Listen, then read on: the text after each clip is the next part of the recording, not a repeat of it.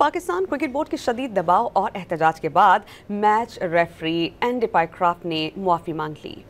Pakistan cricket board के एलामिये के मुताबिक मुतनाज़े मैच रेफरी एंडी पाइक्रॉफ्ट ने 14 सितंबर को पाकिस्तान और भारत के मैच से कबल टॉस के मौके पर होने वाले तनाज़े को मिसकम्युनिकेशन करार दिया है। उन्होंने पाकिस्तान टीम के कप्तान सलमान अली आगा और मैनेजर नवीद अकरम चीमा से माफ़ी मांग ली है।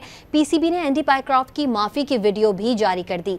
आईसीसी ने 14 सितंबर को होने वाले कोड ऑफ कंडक्ट की दीगर खिलाफ वर्जियों पर इंक्वायरी पर भी आमादगी जाहिर की है। तहम आईसीसी के बयान में भारतीय कप्तान सूर्या कुमार यादव का नाम तहरीर नहीं किया गया।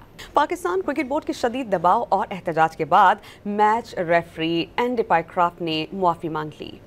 पाकिस्तान क्रिकेट बोर्ड के एलामिये के मुताबिक मुतनाज़े मैच रेफरी एंडी पाइक्रॉफ्ट ने 14 सितंबर को पाकिस्तान और भारत के मैच से कबल टॉस के मौके पर होने वाले तनाज़े को मिसकम्युनिकेशन करार दिया है। उन्होंने पाकिस्तान टीम के कप्तान सलमान अली आगा और मैनेजर नवीद अकरम चीमा से माफ़ी मांग ली है।